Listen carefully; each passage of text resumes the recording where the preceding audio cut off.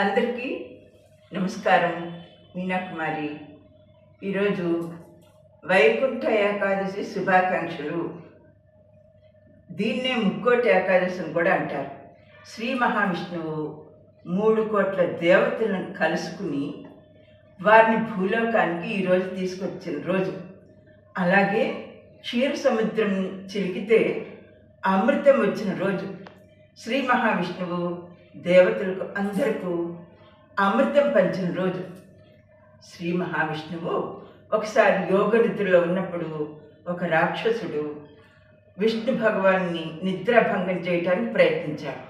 ఆ సమయంలో ఆ విష్ణు భగవాన్ హృదయంలోంచి ఒక స్త్రీ ఉద్భవించింది. ఆ పుత్రిక ఆ రాక్షసుని చంపేసిన రోజు. ఆ పుత్రిక అడిగింది, ఓ మహానుభావ, ఏకాదశి రోజున నేను జన్మించాను కదా, నా పేరు రోజున పూజ చేసిన వారికి వైకుంఠ ప్రాప్తి ఇవ్వమని అడుగుతుంది. వెంటనే విష్ణు భగవానుడు తథాస్తు అని దీవించారు. ఆ రోజు నుంచి వైష్ణవ ఆలయాలన్నీ రంగరంగ వైభవంగా హోమాలు, ప్రత్యేక పూజలు, జాగరణాలు, భజనలు, దైవ ప్రసంగాలు జరుగుతూ ఉన్నాయి. తిరుపతిలో అయితే దశమి రోజు రాత్రి ఏకాంత సేవ ముగియగాని బంగారు వాకిలు మూసి తెల్లవారుజామున ఉత్తర ద్వారం తెరిచి సుప్రభాత సేవ, ఆ స్వామివారి దర్శనం ఈ వైకుంఠ ద్వారం, ఉత్తర ద్వారం ద్వారాని దర్శనం ఇస్తారన్నమాట భక్తులకు. వైకుంఠ ప్రాప్తి పురాణాలు చెప్తున్నాయి. ఎవరైతే ఆ ఉత్తర ద్వారం ద్వారా దర్శనం చేసుకున్నారో వాళ్ళందరికీ మోక్షం ప్రాప్తిస్తుందని చెప్పారు పురాణాల్లో. తర్వాత ఇంకొక విషయం ఏంటో తెలుసా, భగవద్గీత అర్జునుడికి బోధించిన రోజు కూడా ఈరోజే.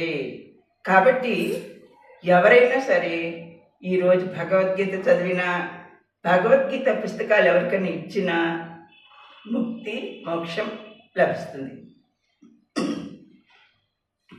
ఒకసారి విష్ణు భగవానుడు ఒక రాక్షసుడిని చంపుదామని ప్రయత్నించారు. ఆ రాక్షసుడు మహాశక్తివంతుడు. ఆ దేవతల్ని ఎప్పుడు పీడిస్తూ ఉన్నాడనమాట.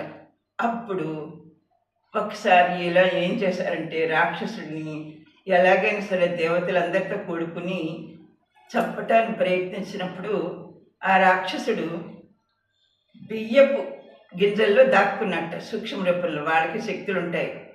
దాక్కున్నారు కనుకన ఈ రోజున బియ్యంతో తయారు చేసిన, అంటే భోజనం చేయకూడదు, ఉపవాసాలు ఉండాలని ఒక ప్రసక్తి ఉందన్నమాట. అలాగే ఎవరైతే ఈరోజు ఉపవాసం ఉండి రేపు అన్నదానం చేస్తారో వాళ్ళకి వైకుంఠ ప్రాప్తి వస్తుందని కూడా చెప్తున్నారు పురాణాల్లో. కాబట్టి ఈరోజు అందరూ భక్తి మార్గంలో నడుద్దాం, ముక్తిని, మోక్షాన్ని పొందుదాం. నా వీడియో మీకు నచ్చినట్టయితే like, share, subscribe. Meenakumari, Chedalavada.